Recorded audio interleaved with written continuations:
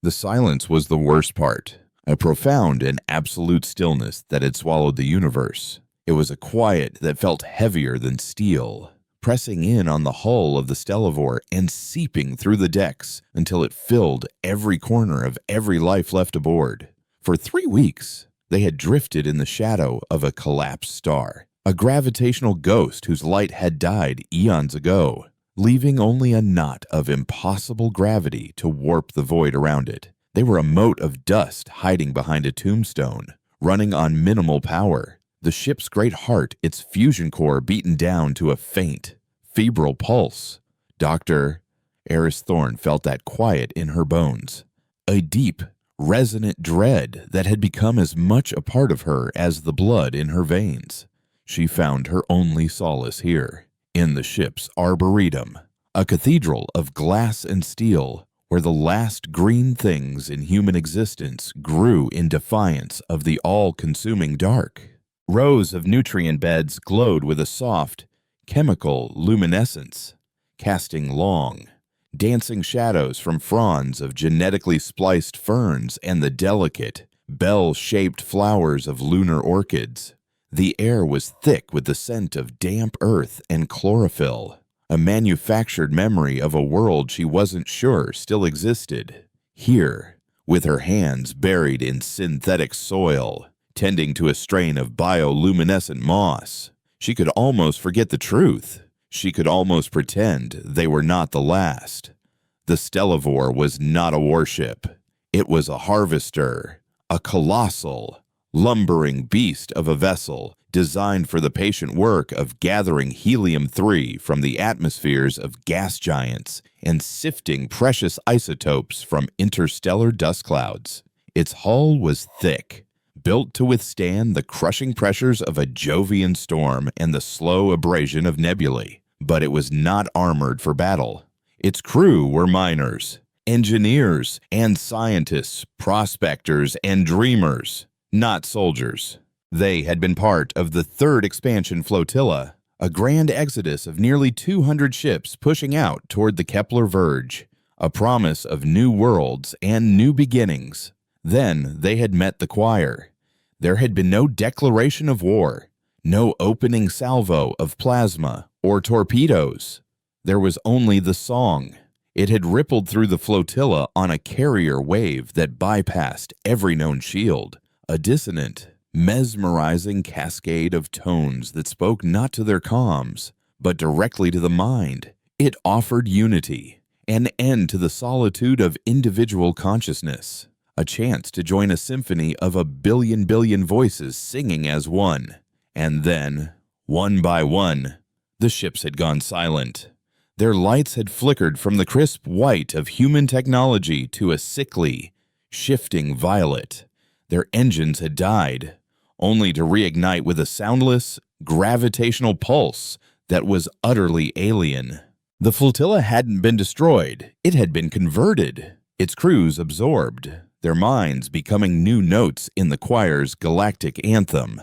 The Stellivore had only survived by a fluke. It had been at the far edge of the fleet, its primary systems temporarily offline for a resonance scan of a nearby dust cloud, a quirk of fate that had shielded them from the initial wave. By the time they understood what was happening, the song was all around them, and their captain, a veteran prospector with more grit than sense, had done the only thing he could. He'd plunged them into the chaotic gravitational tides of the dead star, a desperate gambit that had torn the ship apart, but had also, somehow, hidden them from sight.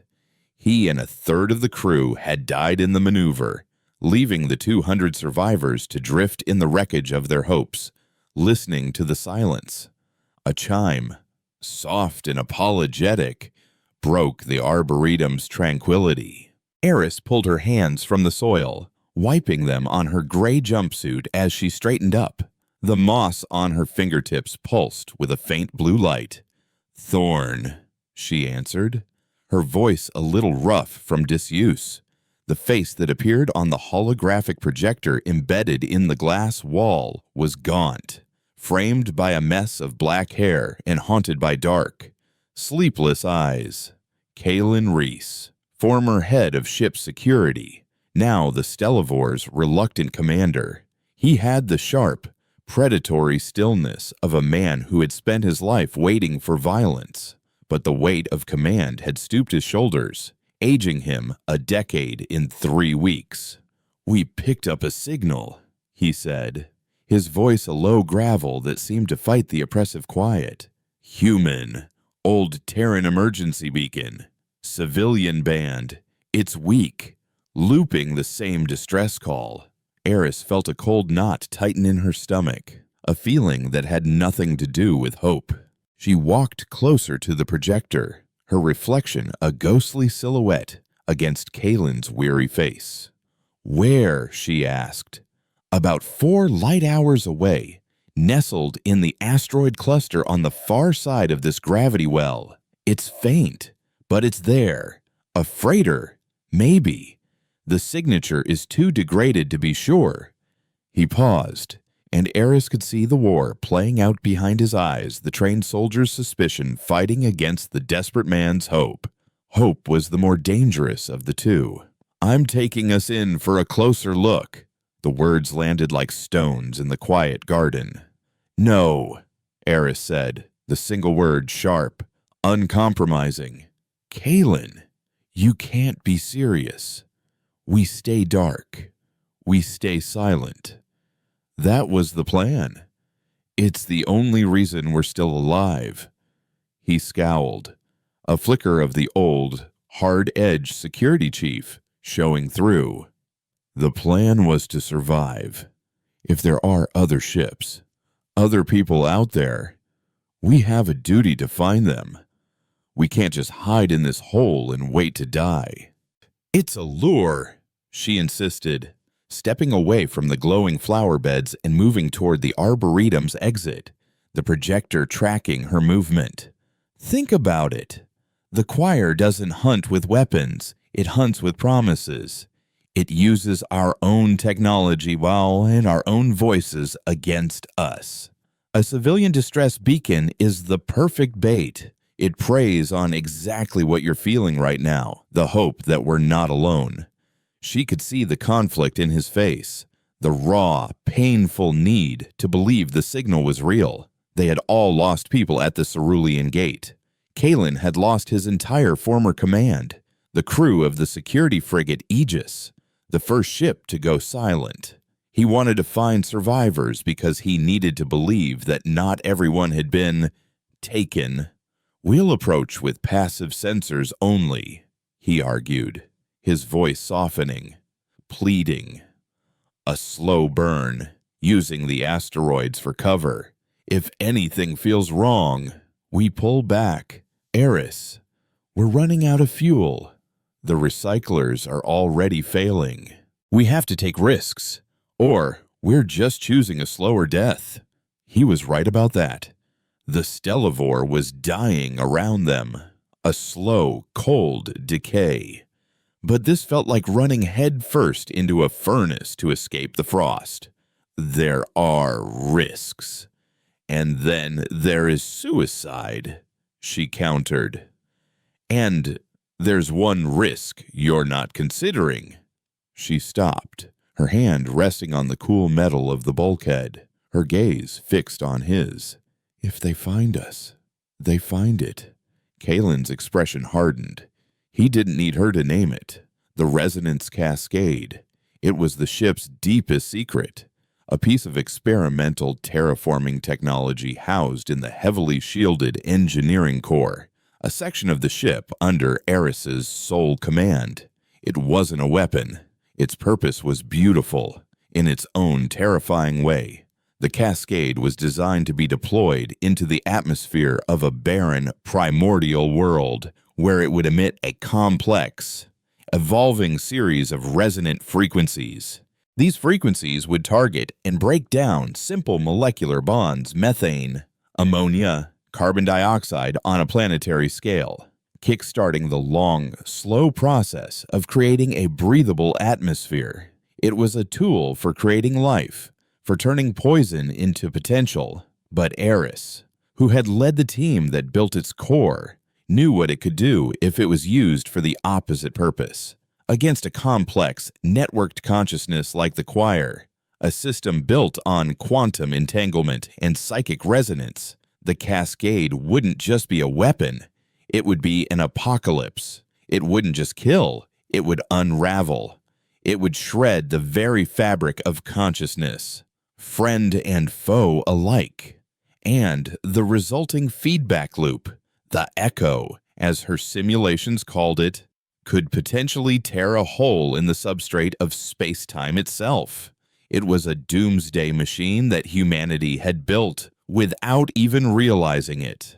"It's our only weapon," Kalen said, his voice dropping to a near whisper, as if afraid the ship itself was listening. "Our only chance if they corner us." Eris felt a surge of cold fury. "It is not a weapon, Kalen, it's an instrument of creation. Using it like that would be a perversion of everything it stands for. We have no idea what the full consequences would be. The echo could erase this entire sector, including us. It could unravel the minds of anyone in range. It's not a bullet to be fired. It's a poison pill for the entire universe. It's a choice I'm willing to make if it means the choir doesn't get their hands on it," he shot back. "And if there are human survivors out there, they deserve a chance. We're going. That's an order. Doctor." The connection severed, leaving Eris alone with her reflection in the dark glass. The verdant, living world of the Arboretum suddenly feeling like a fragile, hollow mockery. She made her way from the garden to the bridge, the corridors of the Stellivore humming, with a little more life as non-essential systems were brought cautiously online. The ship felt like an ancient beast stirring from a long slumber, its metal bones creaking in protest. On the bridge, a handful of skeleton crew manned their stations, their faces pale and drawn in the dim blue light of the holographic displays. The main view screen showed the starless black of the void, speckled with the distant, tumbling shapes of the asteroid field. Kalen stood at the command platform, his back to her, staring out at the field as if he could will a friendly ship into existence through sheer force of will. "Signal strength is increasing," a young ensign at the comm station reported, her voice barely a whisper. "Still looping the same distress call." Eris moved to stand beside Kalen, crossing her arms as she watched the data stream. "Anything else?" she asked the ensign. "Any other energy signatures?" The ensign shook her head.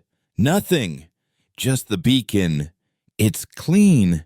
Too clean." Eris's eyes met Kalen's. An old prospector's trick. If a claim looks too good to be true, it's because someone has already picked it clean or salted it with fool's gold. This felt like the latter. For an hour, they crept forward, the Stellivore's massive frame maneuvering with agonizing slowness through the floating rocks, its passive sensors drinking in the darkness. The distress signal grew steadily stronger, a faint, desperate pulse calling out from the heart of the cluster. The tension on the bridge was a physical thing, thick and suffocating. Every flicker on a console, every creak of the hull made them flinch. They were a mouse creeping toward a piece of cheese, hyper-aware of the shadow of the hawk they couldn't see. Then, the signal changed. It stopped looping. For a moment, there was only static, and a collective breath was held on the bridge. Then a new sound came through. Not a simple beacon, but a voice.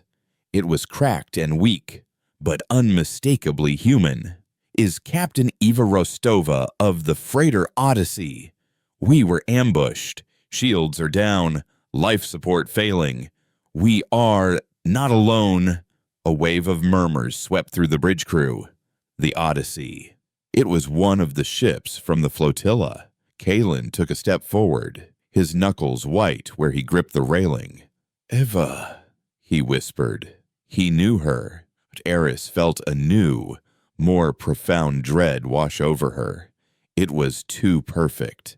And then the voice was joined by another and another, a cacophony of voices, all speaking over each other, names and call signs from the lost flotilla, fragments of final reports, last words to loved ones, cries of fear and confusion.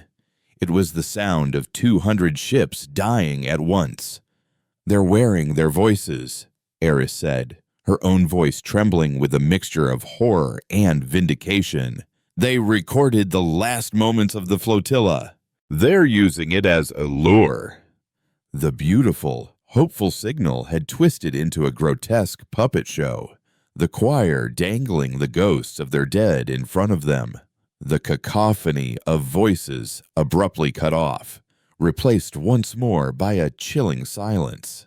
"Kill the engines," Kalen commanded, his voice strained, broken. "Get us behind that moonlit, now." But it was too late. An alarm blared from the sensor station, sharp and frantic. "Contact," the ensign shouted, her voice cracking. One vessel emerging from the far side of the cluster.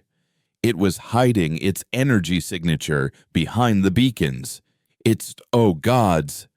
On the main view screen, a new shape appeared, silhouetted against the distant starfield.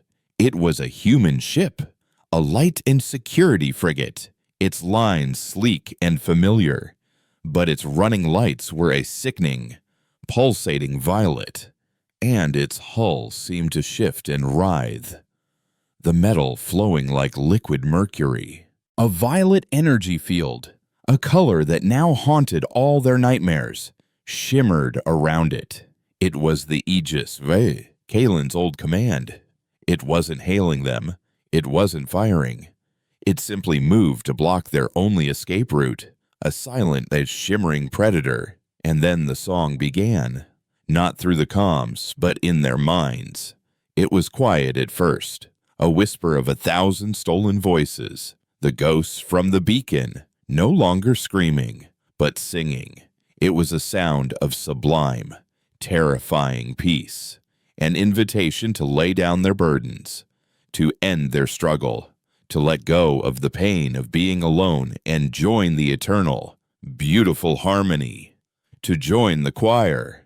The Stellivore was trapped, a lone candle flickering before a hurricane, and as the song grew louder in her head, a siren call to oblivion, Eris could feel the deep, resonant hum of the Cascade engine through the deck plates, a silent, terrible counter-melody waiting for its conductor. The song was not a sound, it was a presence. It coiled through the pathways of Eris's mind like a warm, intoxicating vapor, whispering promises in a language older than words. It spoke of an end to grief, a cessation of the gnawing loneliness that had been her constant companion since the flotilla fell. It showed her images dredged from the deepest wells of her memory, her father, his face kind and smiling, holding out his hand from the sun-drenched porch of their home on Titan, the scent of rain on Martian soil, the feeling of a lover's hand in hers under the simulated sky of a colony ship. Every loss, every regret, every moment of quiet desperation was met with a gentle and soothing wave of acceptance. Let it go. The choir sang, "You are not alone anymore. We are all here. Join us and be whole." She felt her resolve begin to fray. The cold, analytical part of her brain that had always been her shield, dissolving in the face of such profound, empathetic pressure. It wasn't an attack. It was a seduction. And it was devastatingly effective. Around her on the bridge, the crew was succumbing. The young ensign at the comm station had slumped in her chair, a single tear tracing a path through the grime on her cheek, a faint, beatific smile on her lips. Another crewman was humming softly, a discordant note that was nevertheless in perfect harmony with the silent music in their heads. They were being hollowed out, their individual struggles and fears replaced by a placid, shared ecstasy. Only Kalen seemed to be fighting it with the same ferocity she was. He stood gripping the command railing, his body rigid, his knuckles bloodless. Sweat beaded on his forehead, and his eyes were screwed shut as if he could physically block out the intrusion. He was seeing the Aegis not just as a ship, but as a tombstone for 200 souls he had sworn to protect. The song was using his own crew against him, their voices interwoven into the celestial harmony, calling his name, telling him how peaceful it was, how painless. They offered him not just unity, but absolution. Join us, Captain. We forgive you. It was a cruelty so refined, so intimate, that it was a work of art.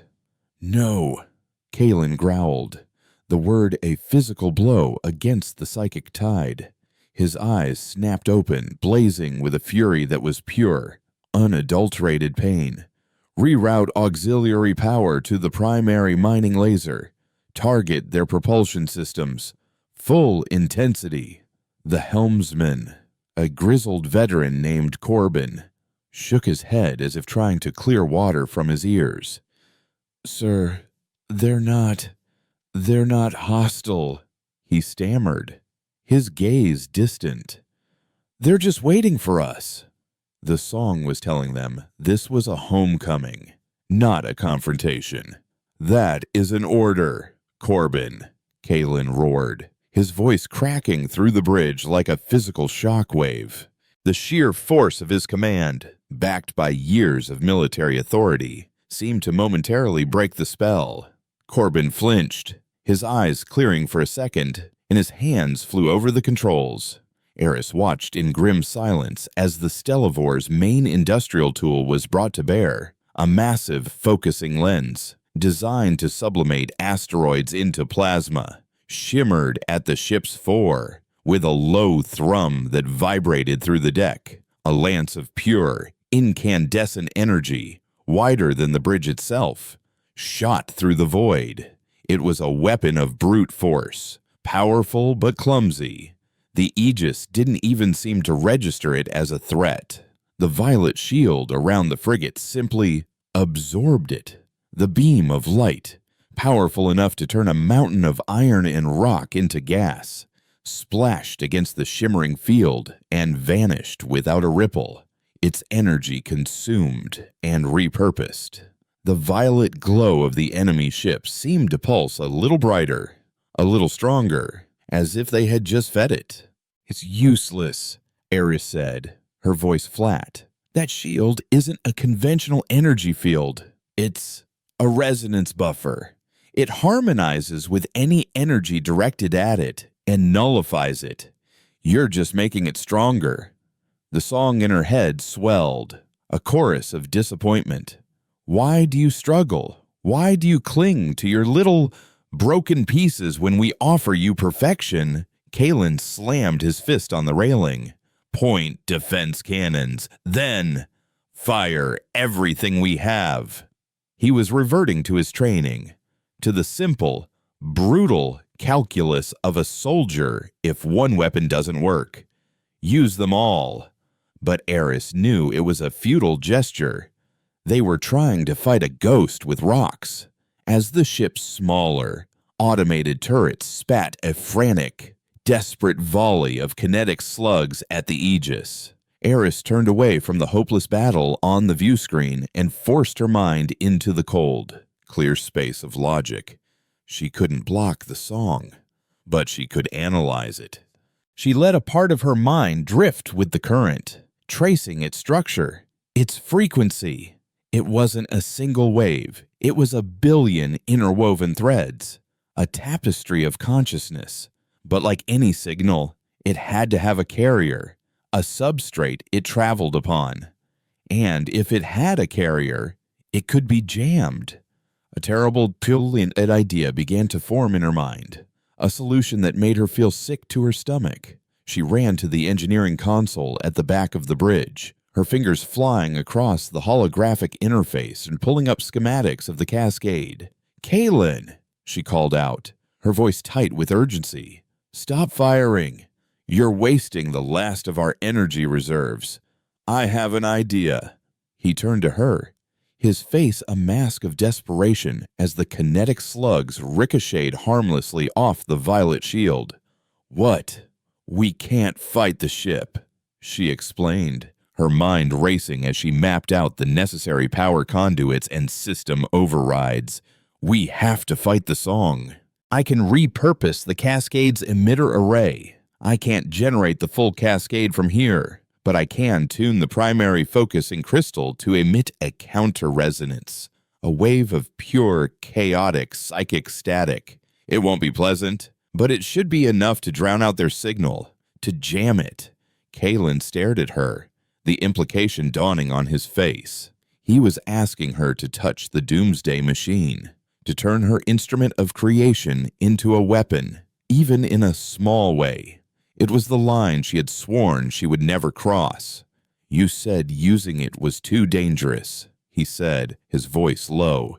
"You said we didn't know the consequences." "A full cascade is dangerous," she corrected, not looking up from her work. "This would be a directed, low-intensity broadcast, a single sustained note of noise, not a symphony of destruction. It's still a risk. The feedback could fry every psychically attuned mind on the ship, or it might do nothing at all. But it's a better chance than we have now."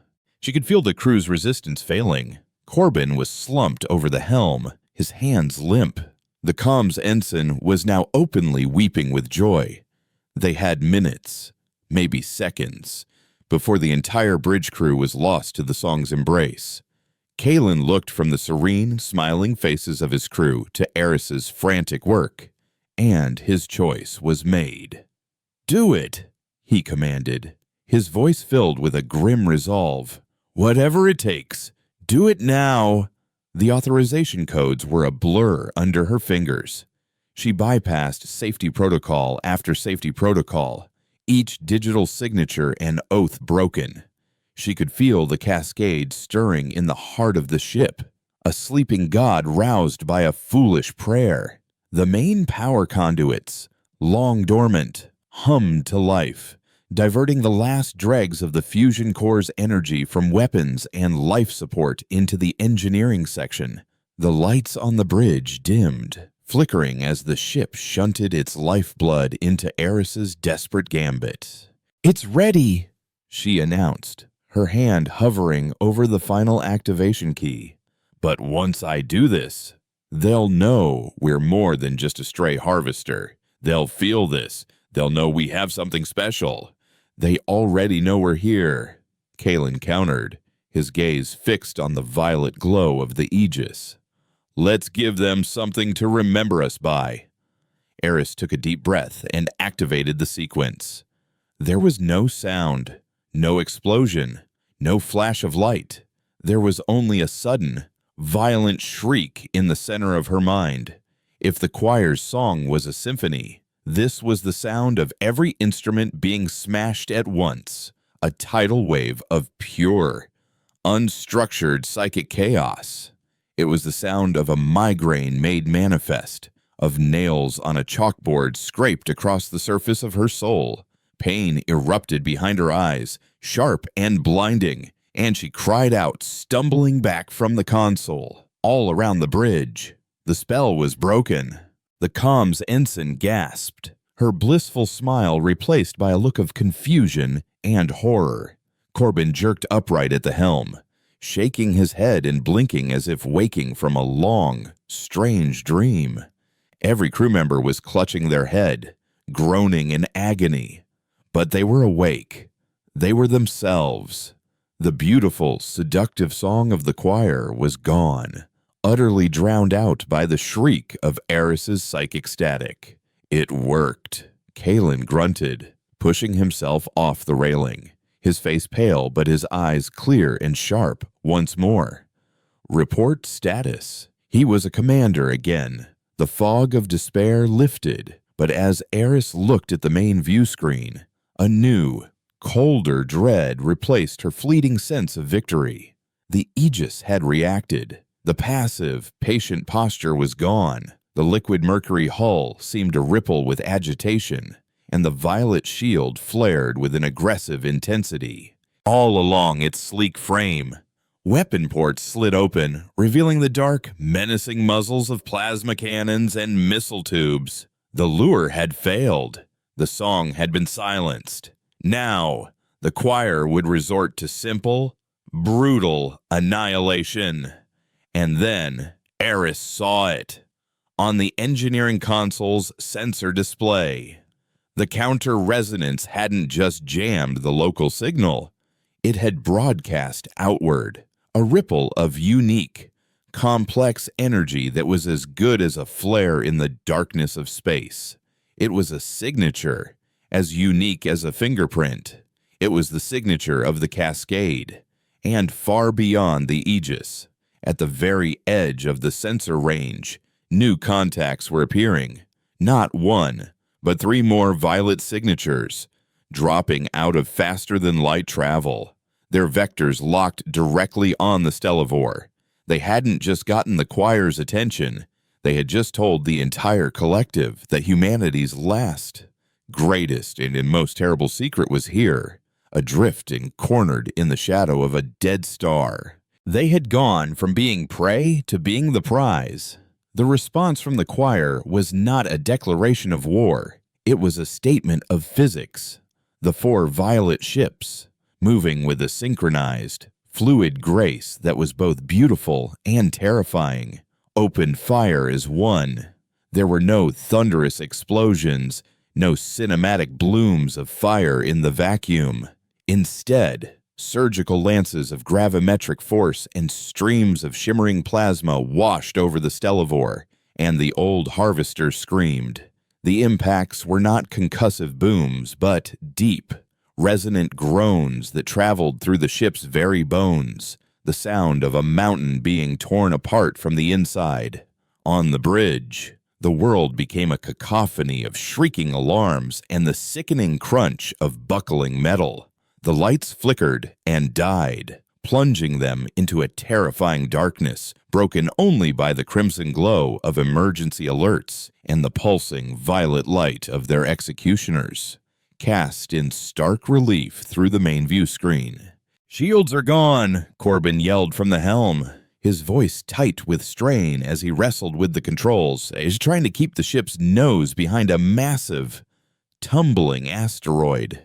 They're not even trying to punch through. They're warping them until they collapse. Main engineering is reporting multiple hull breaches on decks 7 through 12. "We're bleeding atmosphere." Kalen stood braced against the command platform, a dark silhouette against the chaos, his face illuminated by the flashing red lights. The psychic assault was gone, but this was a nightmare of a different sort, a more familiar one. This was the cold and brutal mechanics of ship-to-ship combat, a battle for which they were hopelessly, tragically unequipped.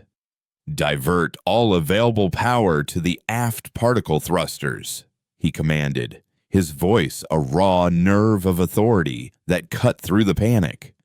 "Corbin, get us deeper into the field. Use the debris for cover." "They want the ship intact, which means they won't risk a kill shot while we're in this mess." It was a sound tactical assessment, but Eris knew it was only buying them seconds, not minutes. She had pulled herself up from the floor, the psychic shriek of her counter-resonance having faded to a dull, pounding ache behind her temples.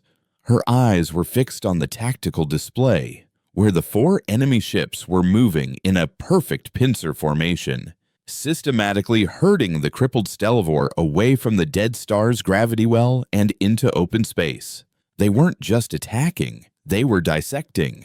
One plasma barrage had sliced through the dorsal spine, severing the connection to the main mining laser. A gravimetric pulse had twisted the primary comms array into a knot of useless scrap metal. They were being crippled, disarmed, and corralled with the detached precision of a biologist pinning a specimen. The choir didn't want to destroy the Cascade. They wanted to capture it. They wanted to understand it. And to do that, they needed the ship. And they needed its chief scientist. They needed her. The thought sent a jolt of ice through her veins that was colder than the void outside. She looked around the bridge at the terrified faces of the crew, and a terrible guilt washed over her. Her gambit had saved them from the song, but it had delivered them into the fire. She had rung the dinner bell for the wolves of the cosmos, and now they were trapped. As Corbin expertly weaved the lumbering harvester between two spinning mountains of rock, a temporary reprieve from the onslaught, Eris's attention was drawn to the comm station. The young ensign, Elara, was not cowering.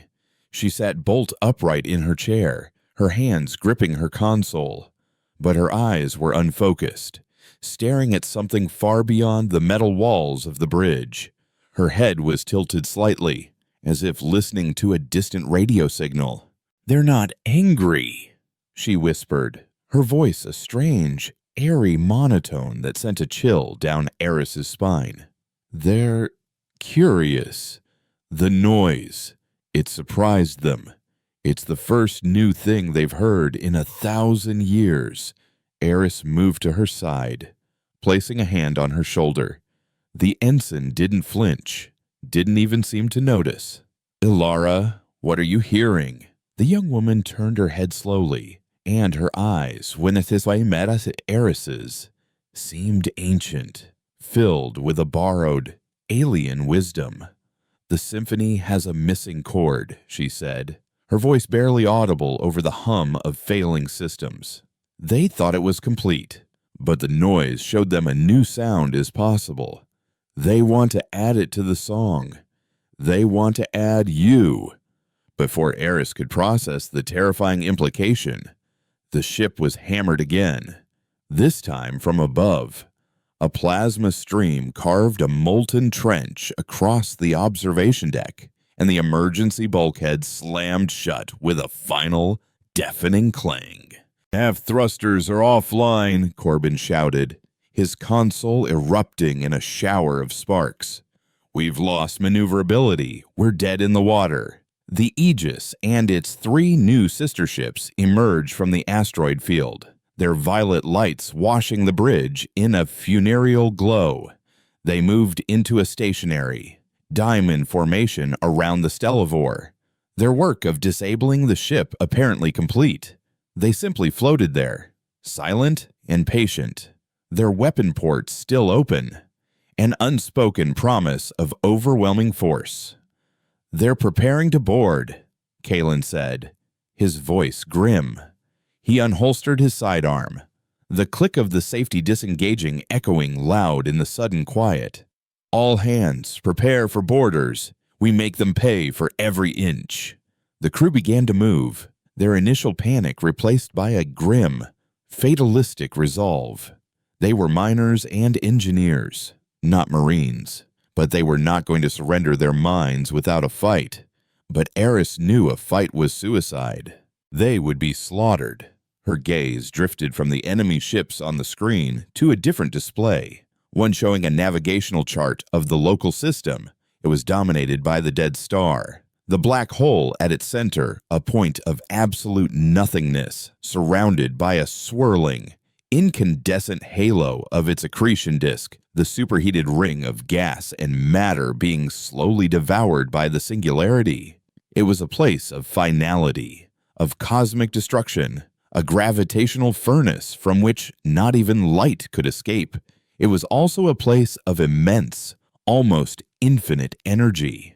"No," she said, the word a sudden revelation. "We don't fight. We run." Kalen turned to her, his expression a mixture of disbelief and pity. "Run where?" "Eris, they've cut us off. There's nowhere to go." She strode to the main navigation console, pushing aside the stunned officer and keying in a rapid series of commands. A new trajectory appeared on the main view screen, a terrifying, beautiful, suicidal spiral that led not away from the enemy, but directly toward the dead star.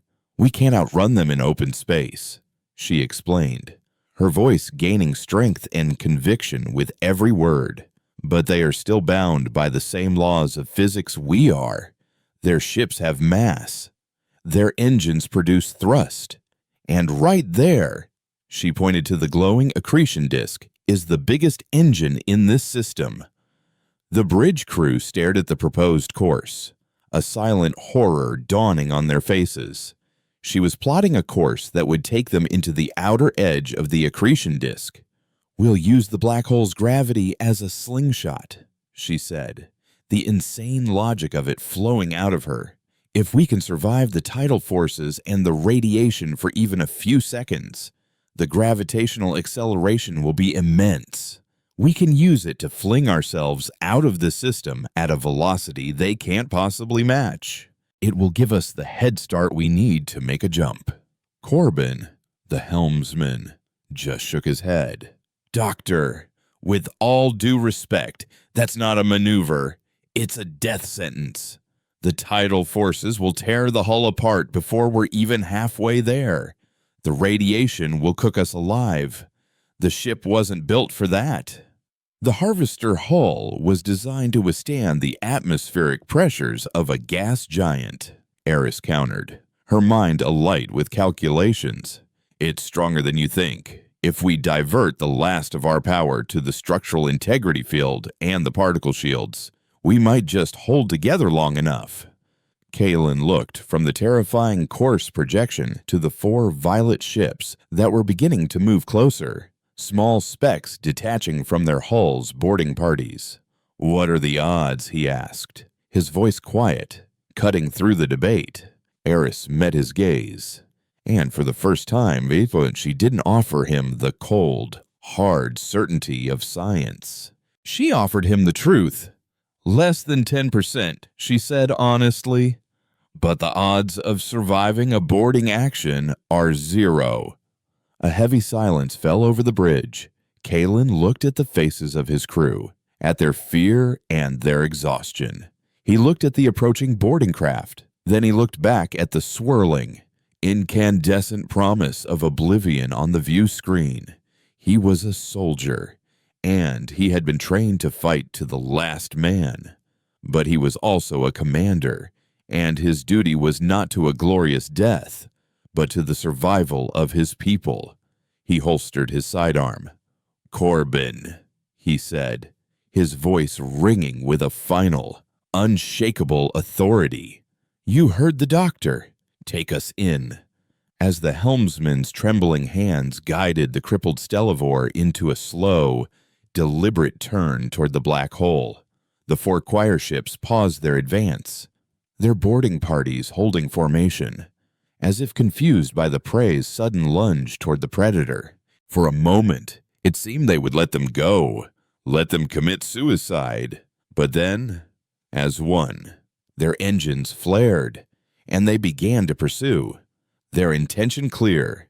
They would not let their prize destroy itself.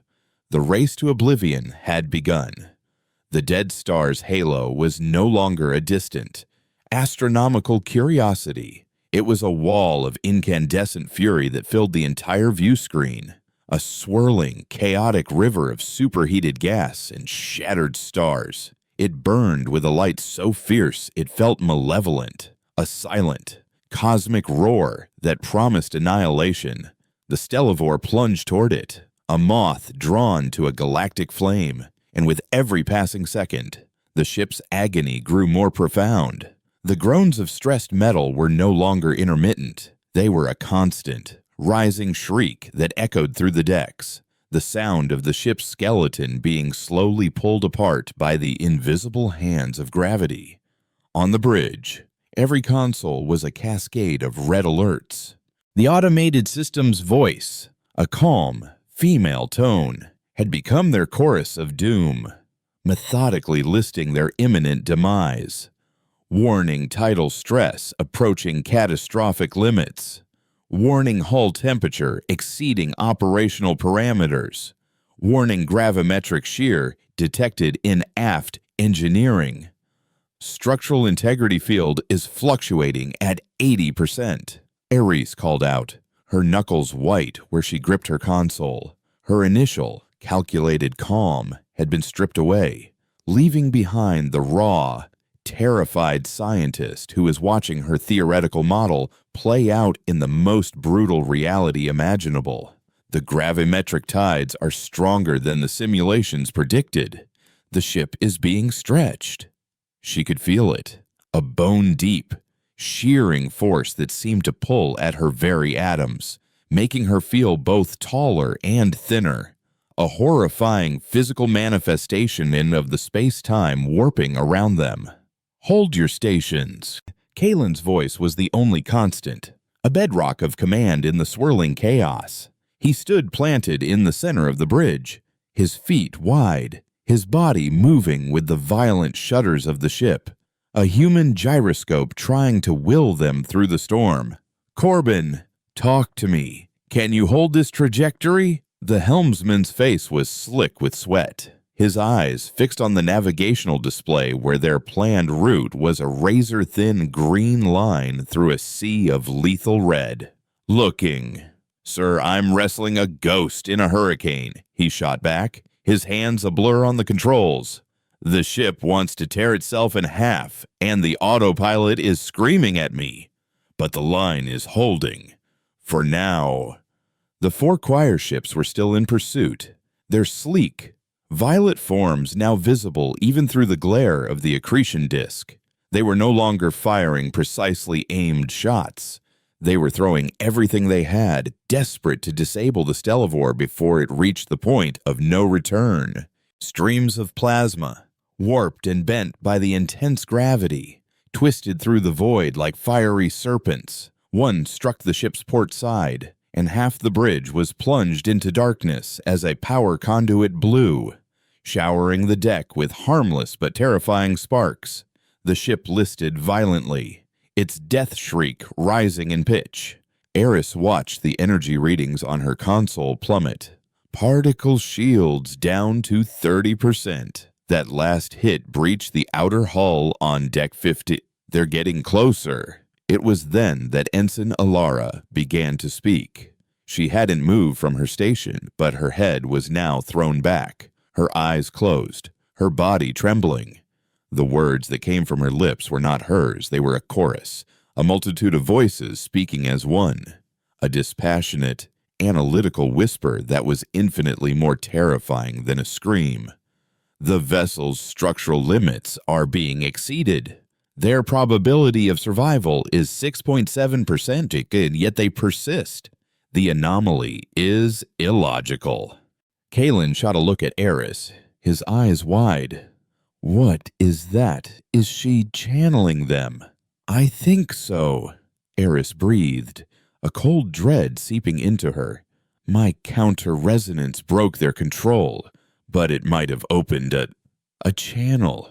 She's a passive receiver for their collective consciousness." Ilara's head snapped forward, her eyes opening wide, but they were no longer her own. They glowed with a faint, internal violet light, and they were fixed on Eris. The creator of the noise, the chorus of voices whispered from her lips, the keymaker, the frequency she generated. It is not chaos. It is complex. It is a resonance that unlocks. We must have it. We must have her. The ship shuddered again, harder this time, and the lights that were still working flickered and died, only to come back on at half their previous intensity. "Warning, imminent structural failure detected in primary space frame. Eject sequence recommended." The automated voice was a cruel joke. "Eject into what? A furnace of plasma and radiation. We're at the periapsis," Corbin yelled, his voice strained to the breaking point. "This is it, the tightest point of the turn. If we're gonna break, it's gonna be now." Eris held her breath, her eyes locked on the structural integrity display. The number was dropping precipitously: 70%, 60%, 55%. The ship felt like it was being twisted like a wet rag, every bolt and weld screaming in protest. Outside, the view screen was a pure, blinding white, the light of the accretion disk overwhelming the sensors. They were flying completely blind, trusting only to Corbin's skill and Eris's suicidal math. The G-forces became immense, pinning them to their chairs, making it impossible to breathe. Eris felt her vision begin to tunnel, the edges of the bridge graying out as the blood was forced from her head. She could feel the stellivore coming apart around her, the final whistle fatal groan of a dying beast. She closed her eyes, a single, clear thought cutting through the pain and the noise. We failed. And then, just as she felt her consciousness begin to slip away, the pressure eased. The violent shuddering subsided into a series of deep, shuddering vibrations. The crushing G-forces lessened, replaced by a feeling of incredible, impossible acceleration. She opened her eyes. The view screen was clearing, the blinding white receding behind them at an astonishing rate. In its place was the black, star-dusted velvet of open space.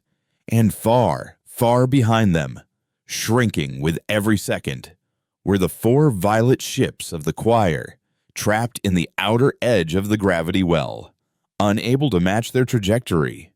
They had made it. They had flown through the heart of the fire and had come out the other side. A ragged, disbelieving cheer erupted from the bridge crew.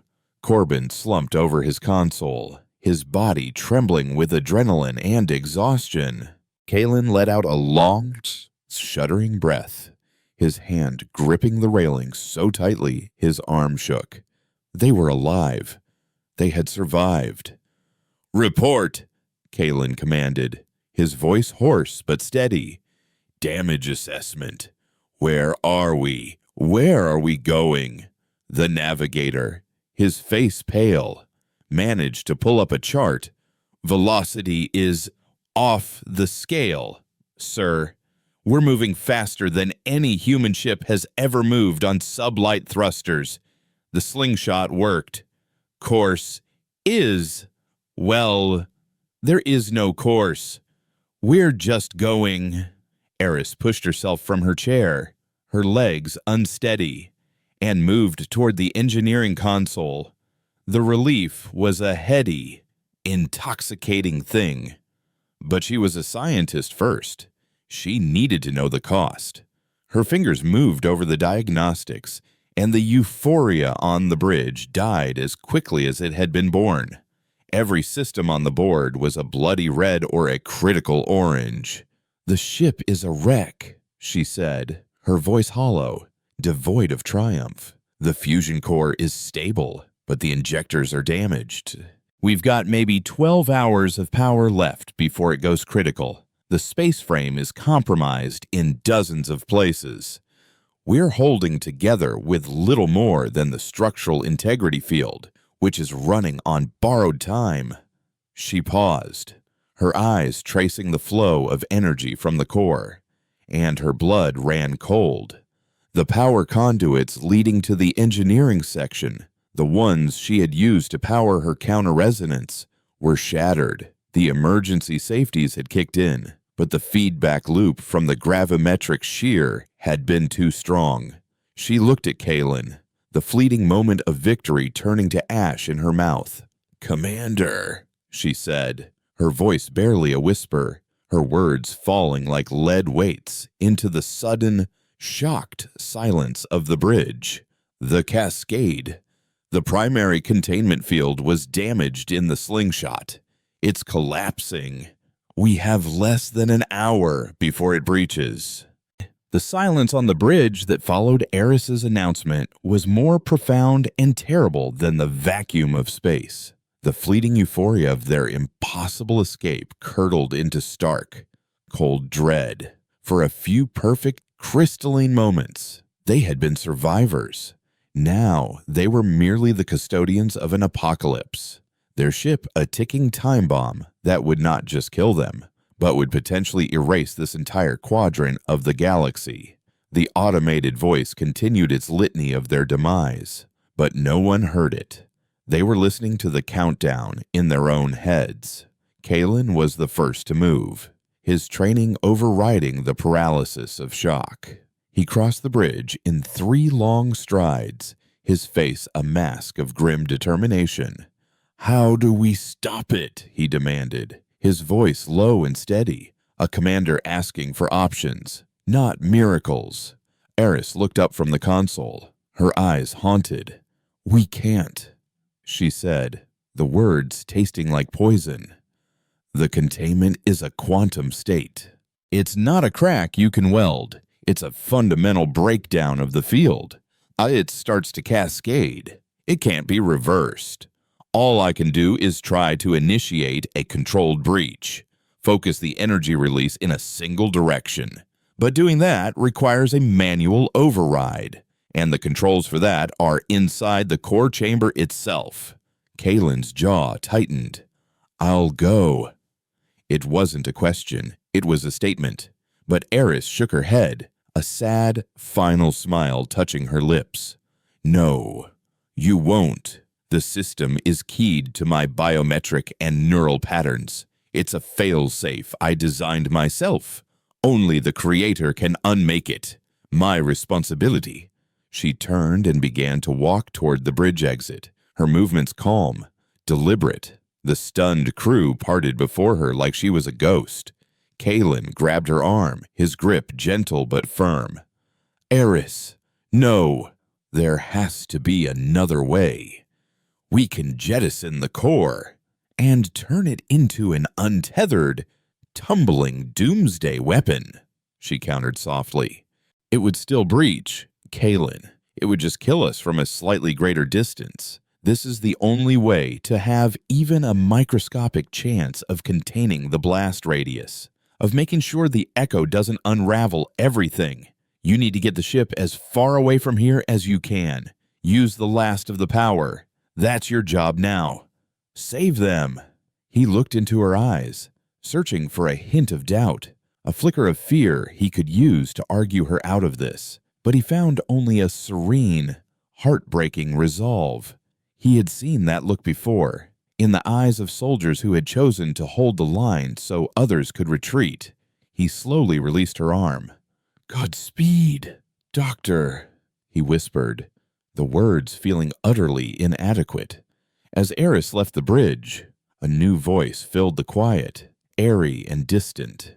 It was Ensign Ilara, still slumped in her chair, the faint violet light still flickering in the depths of her eyes. "It is beautiful," the choir whispered through her lips. "The unraveling. The sound of a new beginning.